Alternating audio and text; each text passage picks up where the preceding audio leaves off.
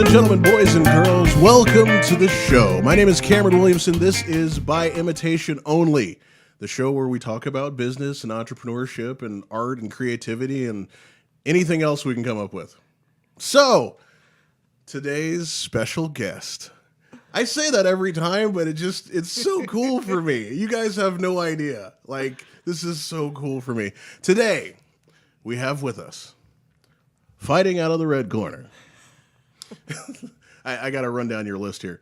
Teacher, speaker, author, entrepreneur, and founder of Minerva Financial Arts, Elaine Grogan-Luttrull. Almost made it. You were perfect. I was trying not to say Gorgon. I've had that in my head the whole time. Don't say Gorgon. Grogan-Luttrull. Anything close is totally fine. Okay. All right. Good. I was concerned. I've been very concerned. Oh. All right. So that was the most stressful part of today. Yeah. It's all easy from now. It. It's all downhill. You know, the best is fine. Okay. So tell us about yourself. You're going to do a way better job than me.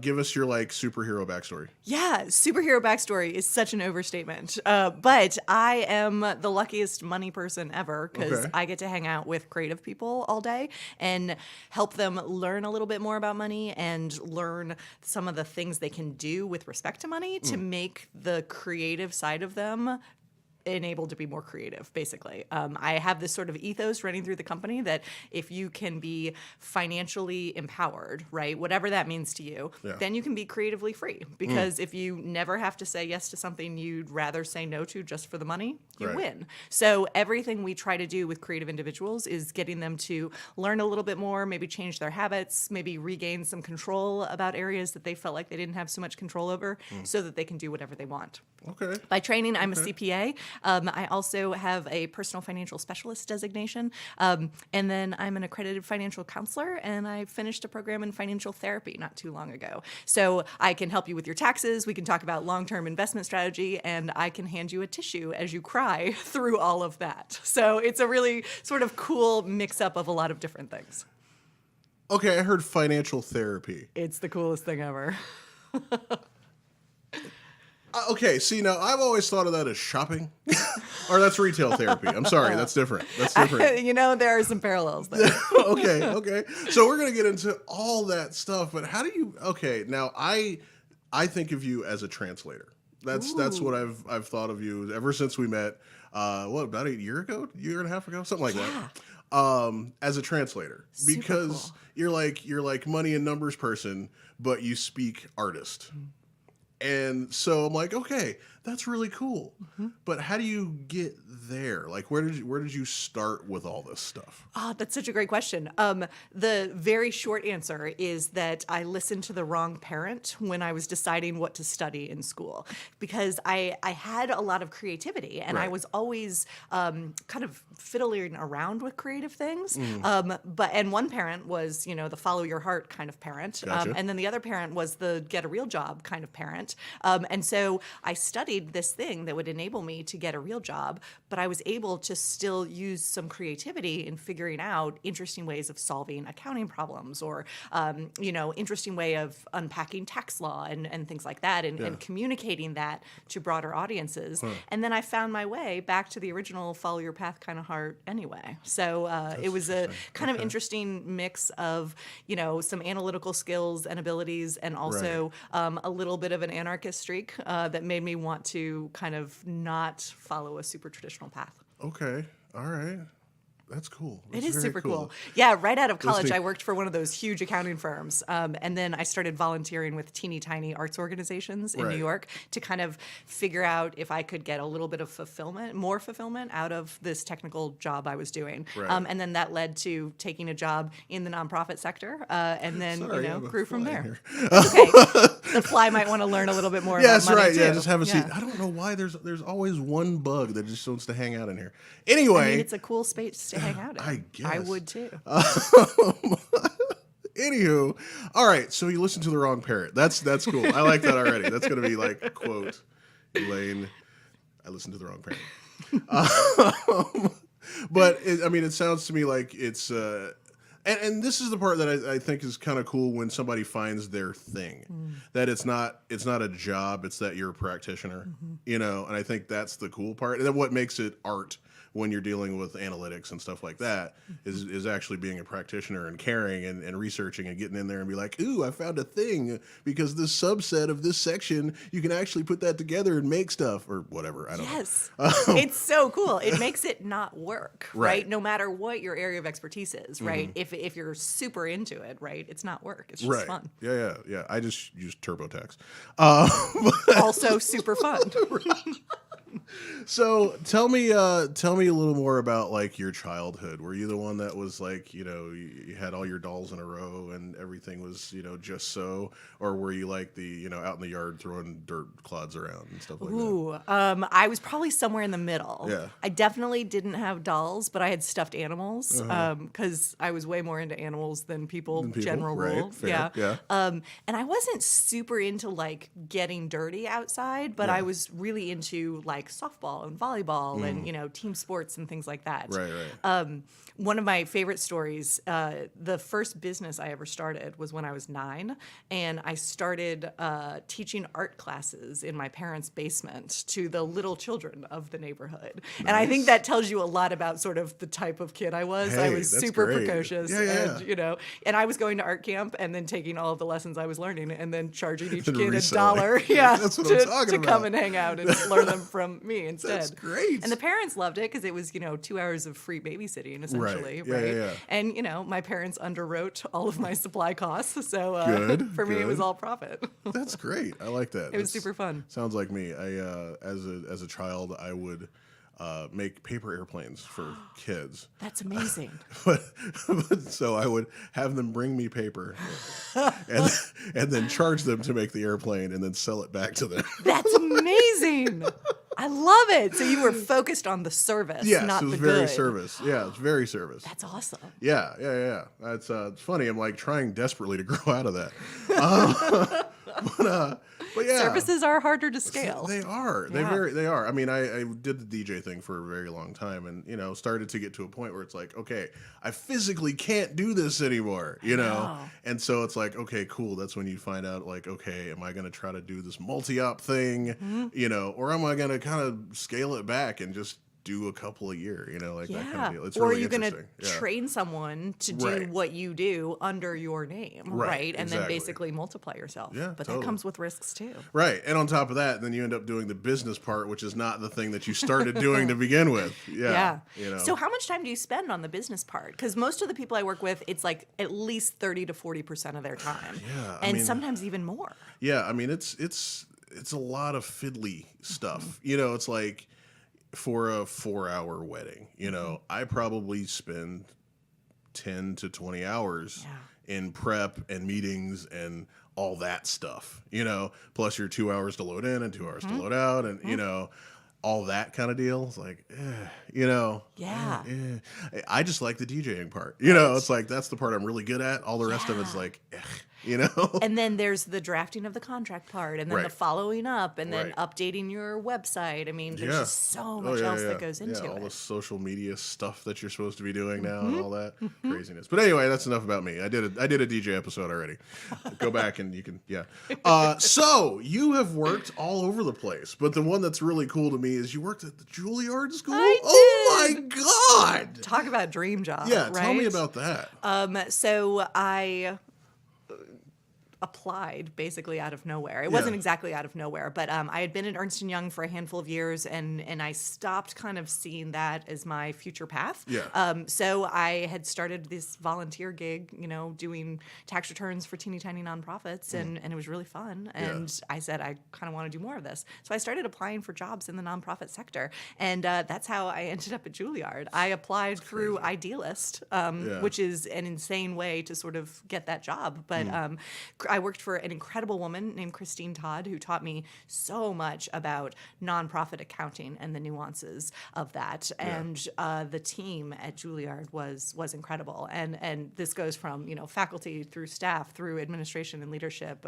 It was an incredible place to be. And we were there during the financial crisis. Oh, wow. So there were some really challenging issues we were solving, but it was fantastic to be able to solve these problems while listening to music kind of wafting out of the practice rooms or, stepping over dancers who were stretching in the hallway. I mean, it was such a clear connection between the financial analytical work I was doing and why we were doing it. Yeah. And I loved it. It was a magical place. And I still get to go back once a year. Cool. I'm usually there once every spring. We do some financial workshops for different groups of students, which is incredible. That's cool. That's really cool. Yeah. I always thought about, I'm going to show my age right now. I always thought about being at Juilliard as like being in the Fame series. Yes. Like late 80s Fame.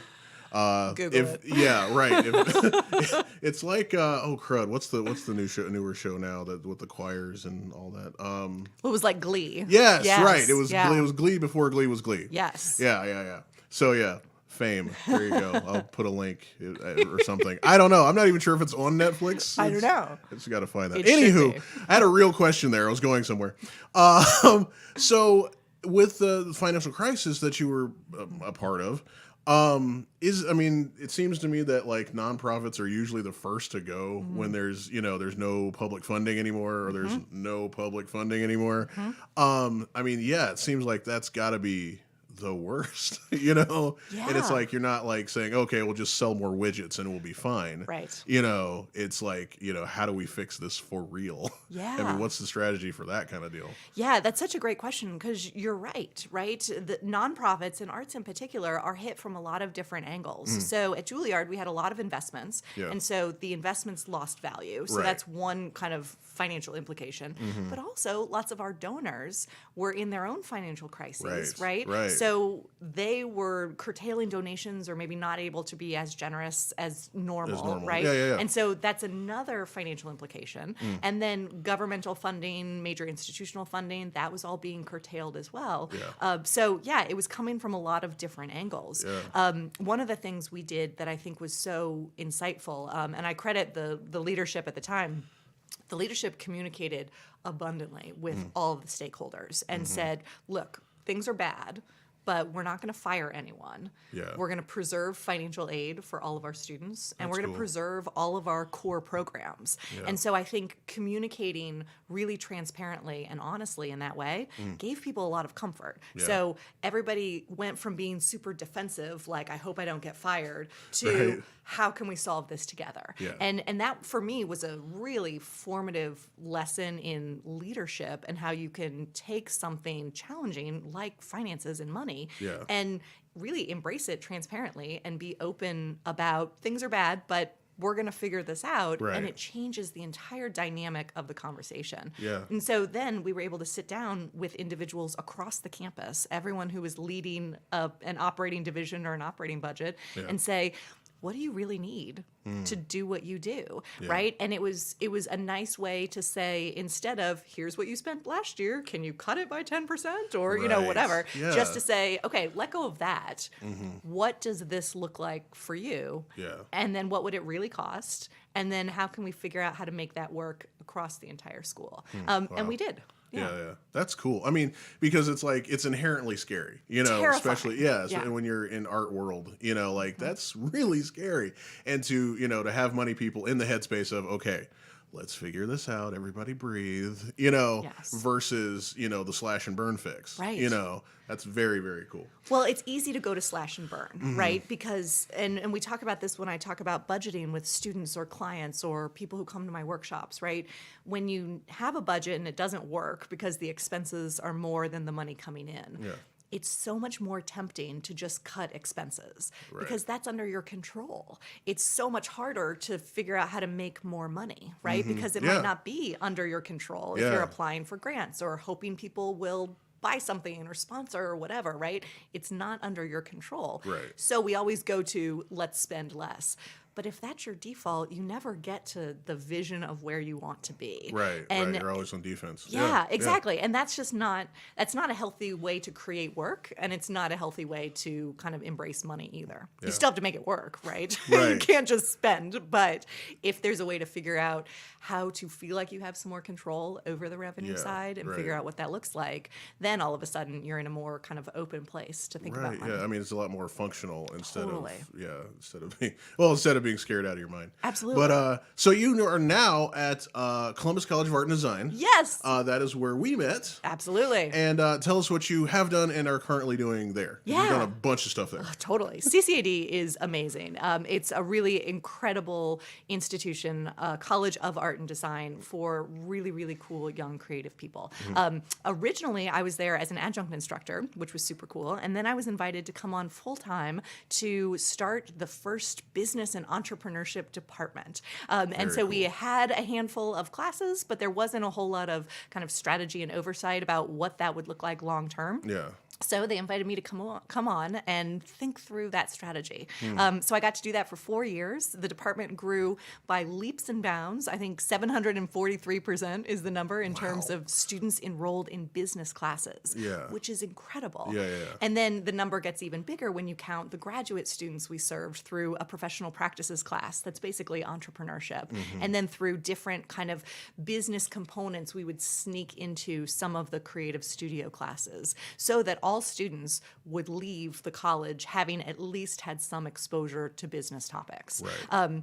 So I did that for 4 years. Now the department is run by an amazing woman named Sapna Singh, and I have gone back to teaching. So I teach an undergraduate class in financial literacy called Freelance Finance, which is basically after you finish school, if you're going to be freelancing and or working or doing a lot of different things, how do you manage your money life with all those things going on, right? So we talk about budgeting and cash flow and pricing and taxes and receipts you need to save and all of those other good things. That's cool. Yeah. That's and cool. then in the graduate school, I teach the professional practices class, which is entrepreneurship, which is fantastic. And then I teach a class called Teaching Methods, where we teach the graduate students how to become excellent instructors, basically by figuring out where the gaps are in their students' knowledge. Yeah, that's cool. Yeah. Hey, so I was one thing that I really liked about I was going to say Columbia. That was my school, Columbus College of Art and Design, is that when the students come in, there's a real focus on, even though you're an artist, you still have to produce a thing and sell it. That's so cool. Because it's like, everybody thinks, art school is just the hippy dippy, like, I'm going to make paintings, dude. And that's where it ends, versus like, yeah, you can make paintings, but you probably should make sure it matches somebody's couch. Like, that's really, really cool, Yeah. Very, very cool. Yeah. Or figure out how to communicate the concept so that somebody doesn't care if it matches their couch. They're just so into the concept, they want it, right? Yeah. And it's amazing. The students who go through a Bachelor's of Fine Arts program, a BFA, whether it is in music or art or performance or anything else, those programs are no joke. Right. I graduated with degrees in accounting and a graduate degree in accounting, and I don't know that I could have survived the critique process that these students go through and the depth of understanding they get, not only with a technical skill, but also with the thought that goes around the technical skill. CCAD's president, Dr. Melanie Korn, talks a lot about the idea that these students are the future leaders of business, industry, and government because of the creative problem solving they do, the empathy skills they've built, all of those other things. And I can't wait to live in a world where creative people are in charge of everything. Yeah. Because, that's, again, back to what we were saying before, the problem solving using creativity versus problem solving using pain. That's very cool. Absolutely. Yes. So I'm talking with Elaine Grogan-Luttrull about money and art and creativity and all that kind of fun stuff. And she wrote a book. It's right here. It's called Arts and Numbers, now available on Amazon and wherever fine books are sold. And at the library. It's a better Better budget choice if you go to the library. She's like, don't buy my book. I mean, buy it if it fits within your budget. Yeah. And I was going to say, you need an Audible version of this book. I know. You need one. You must. How does one do that? Oh, it's not that hard. I mean, you have to like kind of get your own voice person to do it. But once you have it, then it's just the same, So I know this voice person named Cameron. How cool would it be for you to just read the book? That would be cool. I'm down. Amazing. We'll talk. We'll do a thing. Perfect. It'll be great. But yeah, for all the people like me that can't stand to sit down and read. I know. Yeah. But my Audible queue is like, as long as my arm. So, there's Perfect. that. Okay.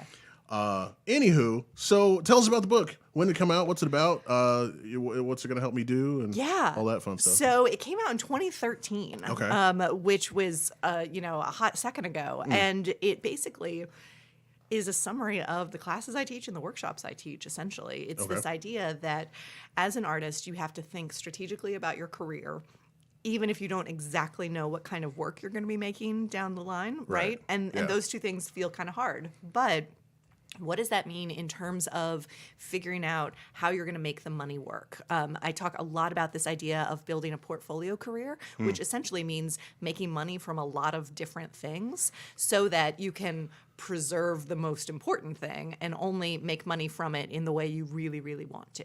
And so making money from other things related or unrelated to your creativity can sometimes buy you some time to let the relationships evolve organically, the work evolve, and the body of work grow, so that you don't have to go into like salesman mode for this thing that you love so much, right? So there's a huge section on that. There's a lot about goal setting. There's a lot about managing cash flow, which can be really challenging in creative world. Sometimes you're doing a ton of projects and the money is kind of rolling in, but you also might hit a slow period where there's not a lot of money rolling in. So how do you navigate that? Yeah. How do you function? Like, yeah. Yeah, because I mean that's always the thing. Like the life of a starving artist is like, that's not cool. No, it's like, not. And there has to be some kind of functional way to approach that. Yeah. And that's very, very cool. I like that. Well, what's interesting too is the idea of getting people to just step back for a second. And sometimes we say, okay, what does it cost me to exist as a human, right? And sometimes we say this is like the bare bones minimum amount it costs me. So then how many paintings do I have to sell, or how many design projects do I have to do for clients, to fund that? Yeah. But that's not really a place of empowerment when it comes to figuring out your financial life. So we really want to think about, okay, what do you want your life to look like for real? And then add a little bit more for savings, for retirement or your emergency fund or anything like that.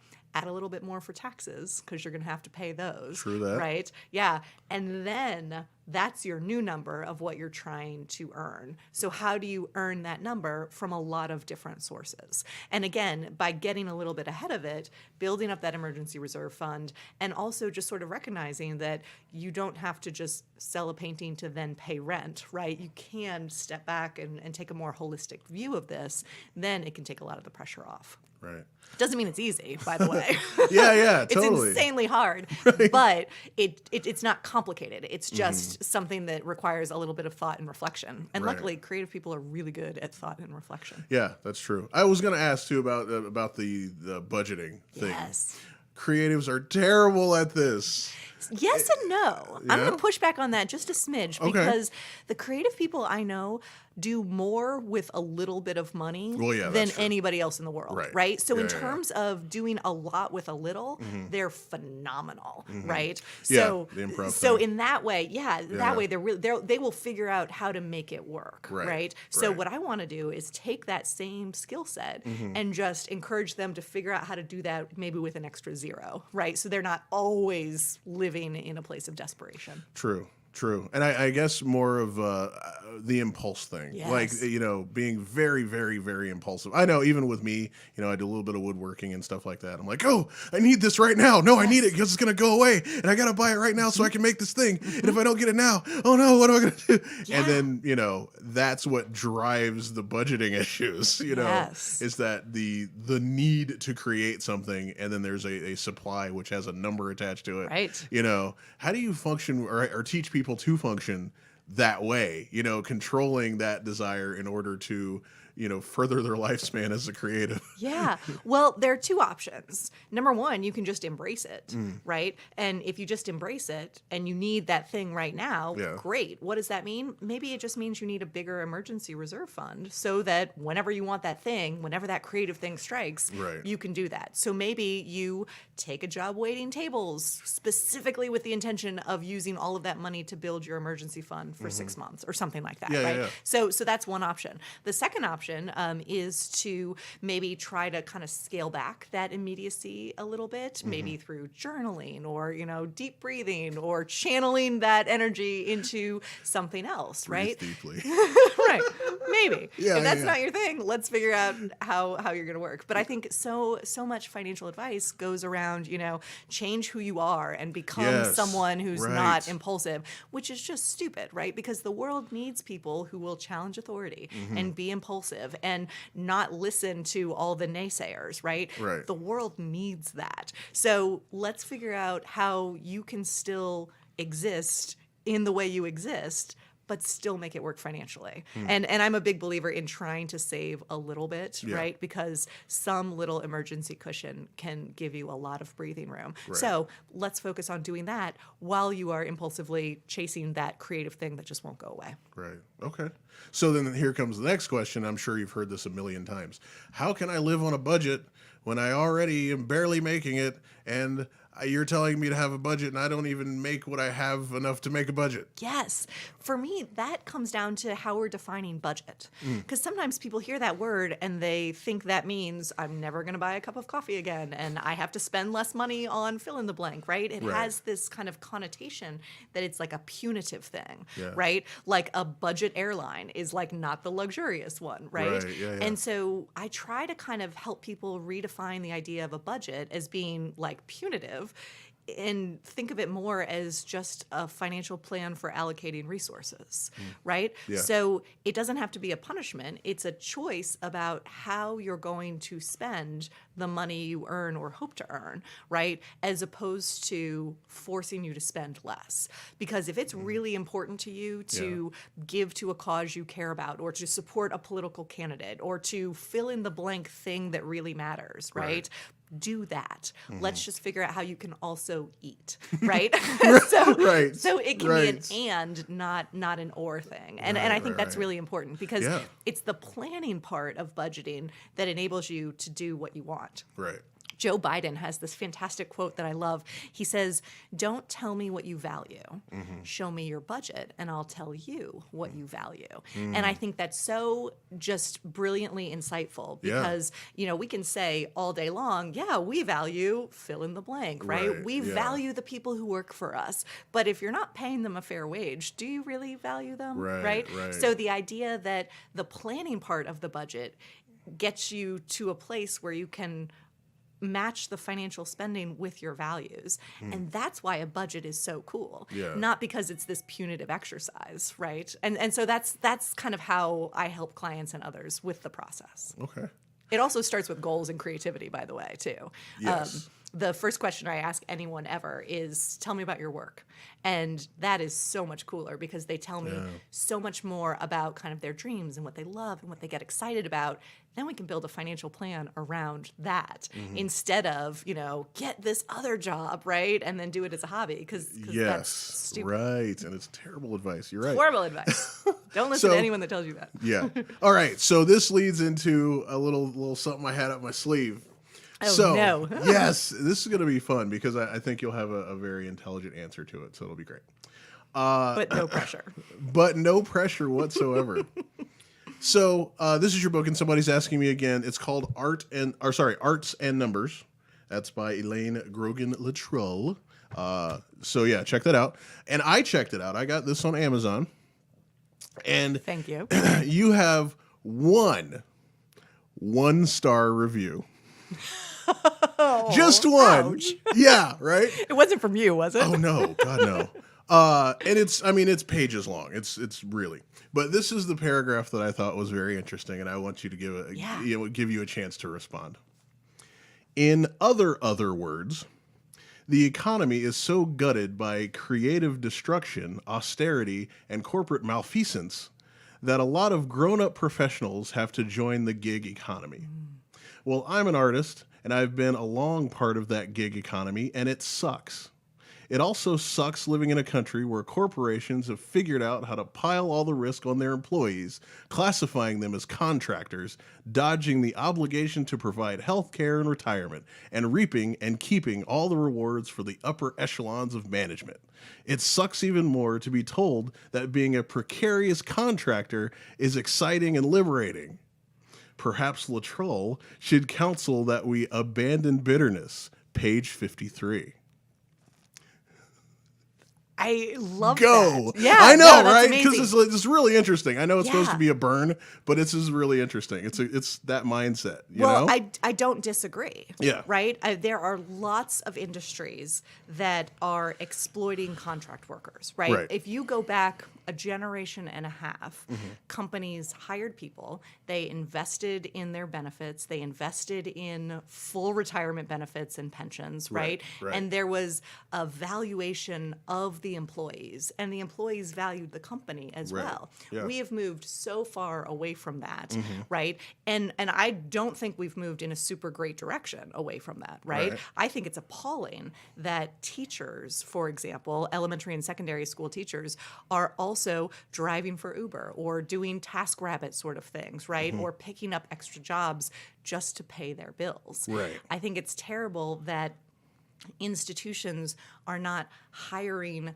janitors, but they're contracting that out so that those who are cleaning up the spaces, right, don't have the benefits of an employee, right? Right. They're, I think that's all bad. And I think collectively we should all fight to change those systems and support companies that really do value their employees, Right. And value the idea of building a society around that. Right. Having said that, as we're fighting, right, let's still figure out how this can work for you right now, today, right? And let's put all of that energy into the fight, but also you still have to pay your bills. Exactly. So, I think we can do both. I don't think it has to be an either or. I think we can figure out a way to support companies that share our values.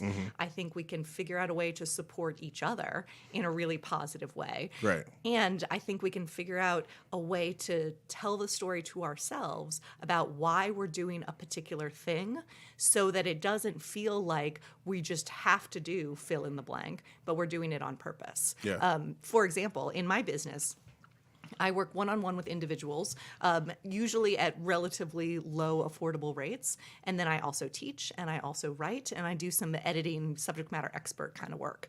I use the teaching and the writing and the editing work basically to subsidize my direct client service work so that it is accessible to everyone, right? Right. And doing that work doesn't make me sad, right? It's not what I brag about at cocktail parties always, but it enables me, if somebody says, oh my gosh, Elaine, I really need you, but I can't afford it right now, it enables me to say yes, right? Yeah. So for me, using this gig economy or a portfolio career, diversifying your income from a lot of sources, right, enables you to make decisions from a place of abundance rather than a place of scarcity. Yeah. And that to me is empowerment because then you get to decide. Right. Yeah. Exactly. And I guess that's kind of what I heard there. It's like, God, are you going to jump off a bridge or what, man? Like, well, I want to follow up with this person because I think they are making some fabulous points, right? Right. Yeah, totally. And I don't disagree with any of them. Yeah. So, yeah. But it's like, but there's a fix. There's still a fix, and I guess that's what I caught. I'm like, okay, there's bad things, yes, but there's always going to be bad things. You got to think, creative, fix, But anyway, I just thought that was very interesting. Yeah, you can read amazing. you can I read can't wait. the long one on Amazon because it's really long. I'm like, okay, I can't read this whole thing. This is crazy. But anyway, so here's a question. Yeah. Switching gears just slightly. What is something that you wish more creatives knew? Ooh, I wish they knew that it was possible. Whatever it is to them, right? One of the most profound exercises I do in workshops is it starts with a goal-setting exercise, and then you turn it into a budgeting exercise. And after people kind of take it away and sit on it for a second, a lot of people come back and they say, oh my gosh, I didn't realize this was really possible, right? Because it's terrifying to say, what do I need to do and what are those things going to cost in terms of time and money? Yeah. But then when you actually write it down and make a list, all of a sudden it makes it seem more attainable. And that's what I wish people would really be okay with exploring and embracing. I also wish people knew how important it was to save an emergency reserve fund. Yeah. This is something I harp on a lot. I get that I am a broken record on it, but the idea that, 64% of Americans have less than $1,000 in an emergency reserve fund or on hand, right? Yeah. That's not good. That's not good at all, because any sort of life mishap often costs money. And so the ability to kind of earn something and then set aside, even if it's a teeny bit from what you earn, into some sort of savings. And it's like a savings account. We're not talking like investments or anything like that. We're just a little pot that you can draw upon if you need it.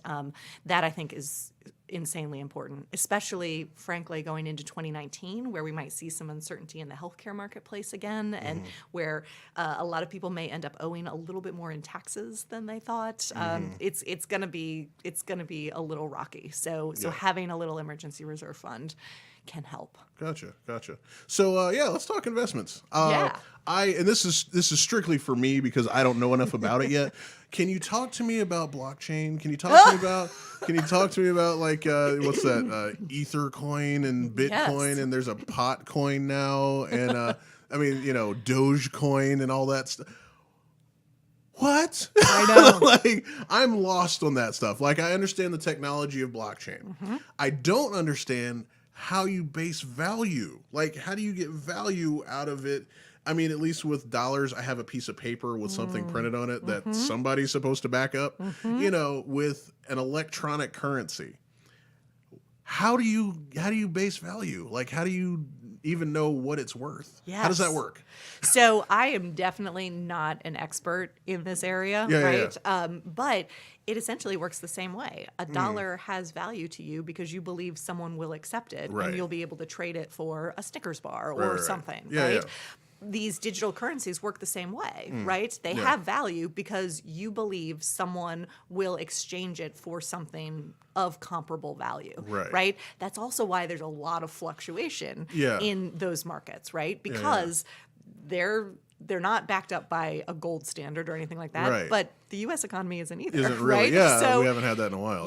So it's interesting that, this whole idea of currency is simply, trust, right? And an exchange of something. Totally. Yeah. So, it basically works the exact same way, but there is no official institution vouching for it on the back end, right? And for some people, that's amazing. And maybe for this person from Amazon, they say the institutions are all broken, right? Why would we do that, right? And so I think for some people, that's a really kind of interesting path to follow.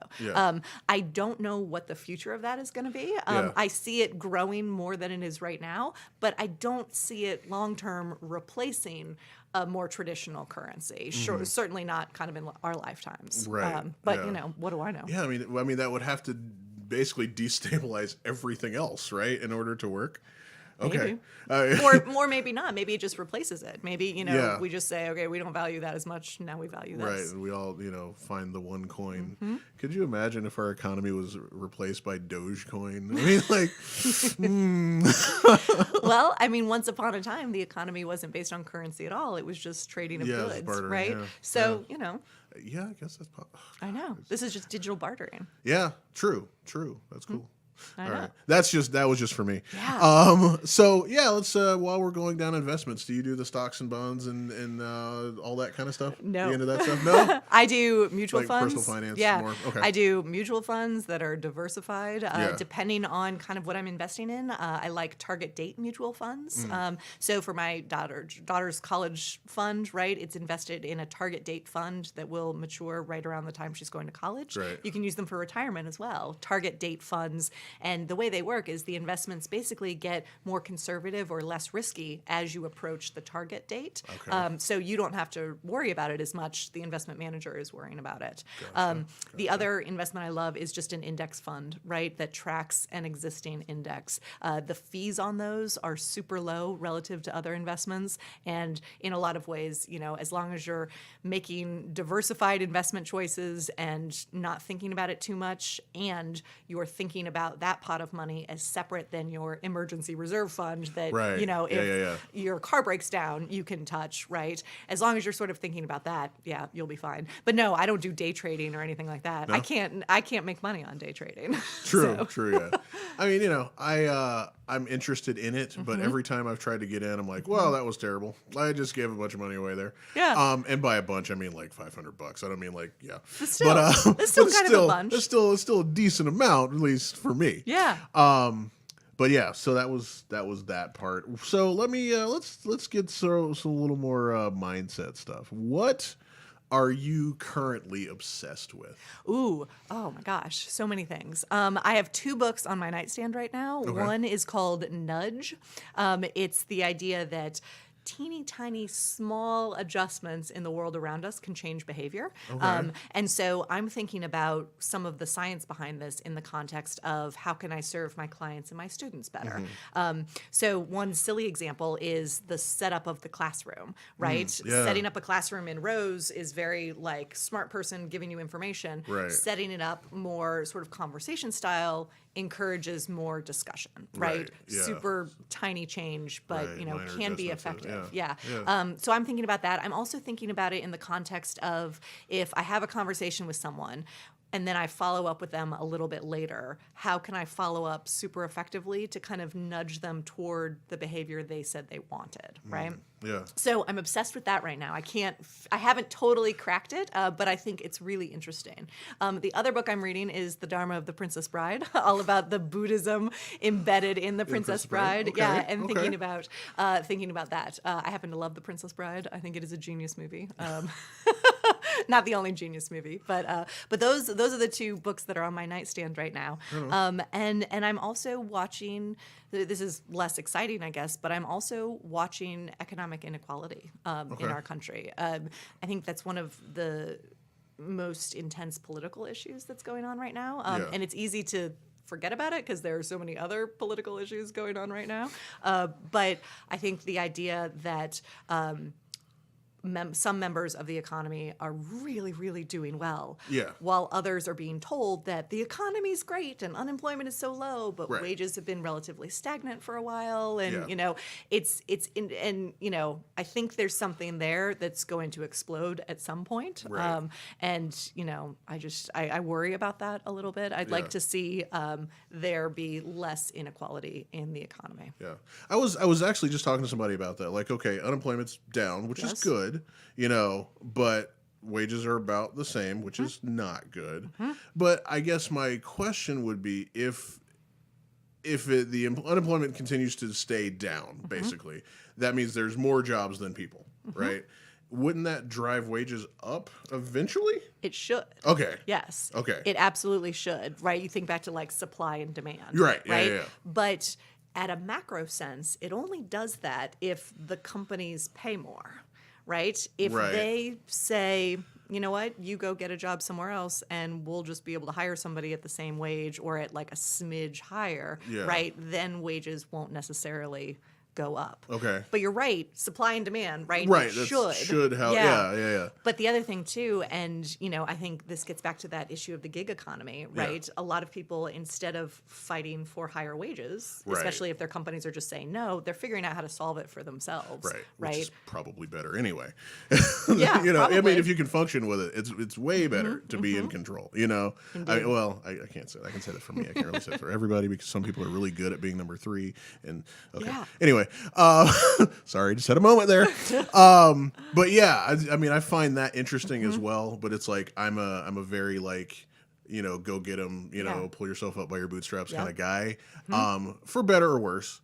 It's just I feel like that for every problem there's an answer, and it's like, okay, if you have to depend on our government, oh, that's bad. You know, it's like no matter who's in office, to be honest, it's like if you're dependent on those crazies, you know, and that's why I kind of lean that way anyway. It's like, yeah, man, if you can, you know, if you make the best furniture in the world, then make furniture, dude. Like, you know, you're way better. You'll be happier, you know, and yes, you know, the scary stuff too, but you know, so much better than like trying to get in at Walmart and work your way up. You know, it's like, oy. Yeah. But anyway, that was just my 2 cents. No, I think you're right. The other thing that's sort of interesting as part of this whole conversation is the idea that the stock market is doing really well. Right. Right? Yeah, It's at record highs. You know, every week it's hitting seemingly a new record high. Right. I think it's easy for people to confuse that with the economy. Right. Right, And, right. you know, it's part of the economy. It is part of the economy. But right. it's not a perfect The corollary. economy. Right, yeah. You know? So your retirement fund might be doing really well, and that's fantastic. But if your wages haven't gone up, Right. and if there's some sort of correction, right, Right. then you're back in a place that's not super that swings great. back. So, Yeah, you know, yeah. and yet again, it's hard to reduce all of this conversation into 240 characters, right? We're talking to Elaine Grogan-Luttrull, and we're talking about money and art and creativity, and this has been very, very cool. We went like real deep there a minute ago. If you didn't catch that, you should like go back and catch that. So we are going to talk about you talking. Yes. You do like speaking engagements and stuff. Tell us about that stuff. Like, what do you do? What are the courses or the workshops? Who are you talking to? All that kind of fun stuff. Yeah. So a lot of times it is a group that serves creative people that will invite me to come hang out and chat about a topic of interest. Sometimes it's budgeting. Lately, it's been a lot about taxes and the tax reform or tax legislative changes and some of the changes on the horizon. Yeah. Sometimes it's about pricing. So what sort of pricing strategies make sense? Sometimes it's about just sort of big picture entrepreneurship, right? Like a quickie workshop on who do you serve? What do you do well? What do you need to do it? What does it cost? And how do you monetize it? So there's a full range of topics related to money I talk about. And so anyone who's part of a group or an organization that wants to invite me to come chat, shoot me an email. There's a way to do that through the website that is super easy to respond to, minervafinancialarts.com. minervafinancialarts.com. Yeah, Okay. and that's really easy. Yeah. The other thing is we are starting to host some of our own workshops. We have one in December. It's going to be at the Idea Foundry. Yeah, I love and that place. this is not super public available yet, so you can't even buy tickets. But, you know, Yeah, we're you heard announcing it here first. Heard yeah. it first here, people. That's what I'm talking about right there. That's on the website, right? Yeah. Oh, Website? no, not yet. It will be. It though. will be on the. It's not even on the website. It's not yet. even on the website. But we yet. have booked the space. See, So that is the quality you get right here. That's true. That is the quality right there. breaking news. Yeah. Yeah, it's going to be a 2-day sort of money in the arts kind of workshop symposium thing. Yeah. And I think I've done 13 or 14 of these 2-day sessions, Yeah. but it's been a couple years since we did one. So we're sort of restarting it in December. So Cool. if you're interested, either shoot me an email, sign up for the newsletter. There'll be an early announcement going out in October for that. on. Yeah. Great. That sounds good. I'm gonna have to drop by on that one. Yeah, it'll be super fun. So speaking of pricing, we have a question in the chat. I'm far away from the mic. About pricing like artisan handmade goods. Yes. This person knits, and how do you price something that takes a long time to make, but can be seen as not quite as deep as it is? You know, Yes. it's like, oh, it's a blanket. Like, no, it's 50 hours of my life. Yes. You know, how do you price that kind of stuff? Yeah. No matter what it is you're pricing, it's challenging. But for me, and the way I approach this with clients and students is to think about 4 different things. The first is the costs that go into the thing. And by the way, that includes costs for your time, right? So the cost of the yarn and the needles and the time putting into it and all that stuff, the pattern if you had to purchase something, right? All of that goes into it. So that's the cost, the first thing. The second thing is your customer. Who's buying it? Are you serving someone that has a lot of disposable income or doesn't have a lot of disposable income? So having some insight into who you're serving with this thing you do can help you frame an appropriate price range. Next factor is your competition. Who else is selling handmade blankets on Etsy or handmade by Amazon or anywhere else, right? Right. Who else is doing it and what are they charging? Because like it or not, someone who doesn't know a ton about knitting is going to look at your thing next to somebody else's thing and say, why are they different prices, right? Pretty much the same thing. Yeah, exactly. Right, and so, even though they're totally not in a lot of ways, yeah, totally. right? Yeah. So those first three things are like a lot of external research. What does it cost? Who are you serving, right? What are other people charging? The fourth factor is my favorite factor. It's your competencies. What do you bring to this work you have created that makes it special, unique, different, more meaningful, et cetera, et cetera, et cetera, right? And that's where sort of the negotiation on the price should always come back to, right? If you are dipping your yarn in essential oils and nobody else is doing that, or if you have 25 years of experience doing this and, someone else just has 2 or 3 or something, right? Right. What are you bringing that's different, unique, and special to you? And that's the sort of fuzzy factor where you can charge more or less, to make sure that the prices you're charging make sense within the market, but also reflect your real competencies. Okay. But it is an art as much as it is a science. Yeah, true that. Let's see what else we got here. Let's see. Oh yeah, okay. Placing believable value. Yeah, that's another one, and I guess that's probably a subcategory of what you were just saying, a believable value, because like if you go through Etsy, you will find just numbers that are astronomical and numbers that are like, oh, okay, it's like I try not to talk too much about myself in these, but I have to use myself as an example. I make pins. It's a thing that I do. They're amazing, by the way. they're pretty cool, but. I mean, I've seen pins that are like a very nice handmade pin for $50. And I've also seen a very nice handmade pin that was $30,000. I'm like, why? And it's not just like gluing rhinestones on something. Like there has to be some kind of value to the person that's buying it other than the fact of just buying it. Yes. How do you judge that stuff? I know for me, I tend to lower the price because I assume that if I can do it, anybody else can do it. Oh, interesting. We could unpack that on a future episode. Yeah, totally. Because I can't make a pen. Yeah. Right? Right. But what's interesting, the $30,000 pen example, right? For me, that is a budgeting fallacy called delusional optimism, right? Okay. And that's where someone's like, I do this thing and it's amazing and I'm the only person doing it. So surely everyone is going to value it the way I value it, right? Yeah, right. That's where you're too focused on the competency part and not enough focused on the competition and the customer part, right? Because you can live in your delusionally optimistic world and it's a great place to be. Right. But that doesn't mean that anyone else will join you there, right? So the idea that if you get too focused on your competencies, forgetting that there is a marketplace that exists, right, you're going to be probably overpriced. If you are too focused on your costs, you're probably going to be underpriced, right? Because the inputs that go into a blanket or a handmade pen, right, those are just the tangible things you can touch. The real value is the skill in turning a tangible thing into something magical that most people outside of that world really appreciate and value. But if you're super into the world, you say things like, well, anybody can do that. Or in my critique, 7 other people were better than me, right? And so there's that insecurity sometimes that comes along with the creative process. Right. So if you're too focused on your costs and not enough on your competencies, you'll undervalue. But if you're too focused on your competencies, you're probably overvaluing your output. Nice. That's really good. That's like about as concise as I've ever heard that. That's awesome. Yay, good. So let's talk about you. What do you got cooking? What are your goals? What are your dreams? And what are you after right now? Yeah. So I'm super excited about relaunching this 2-day financial boot camp. Okay.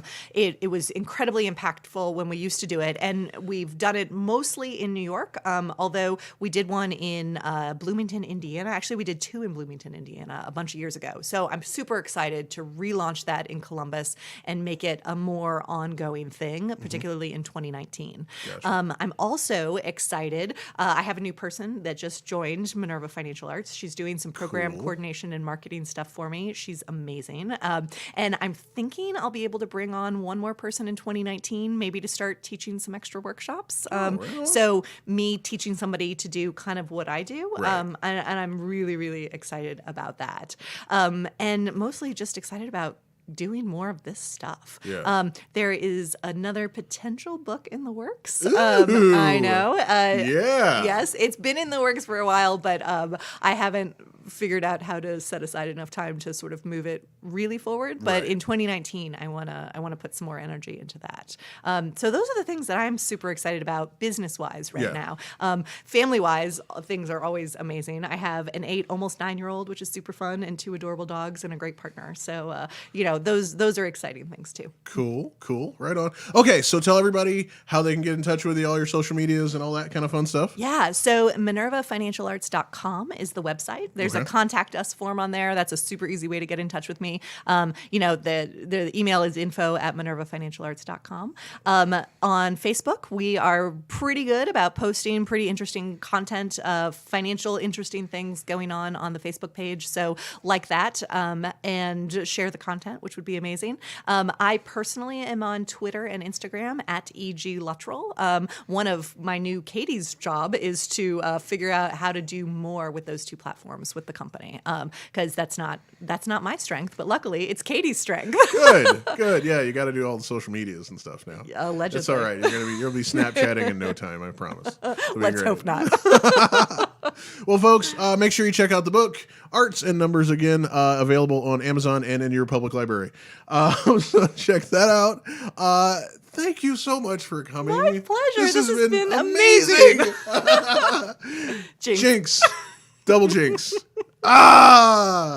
Anyway, thank you so much. This has been so good. We're definitely gonna have to have you back on so you can translate all this like numbery, artsy, analytical stuff for the creatives out there. It's been so good, so good. Oh my god, it's been so good. Thank you guys for watching on Facebook. Everybody else that's coming in late, this is going to be all over the place. We're on Stitcher, we're on Spreaker, we are on Apple Podcasts, YouTube, Facebook, all that fun stuff. You can follow all our social medias pretty much everywhere. Facebook, Instagram, we got the Snapchats, we've got we're even doing stuff on LinkedIn now. So by Imitation Only at all those places. It's been a great time. Ladies and gentlemen, thank you for coming by. See you later. Bye.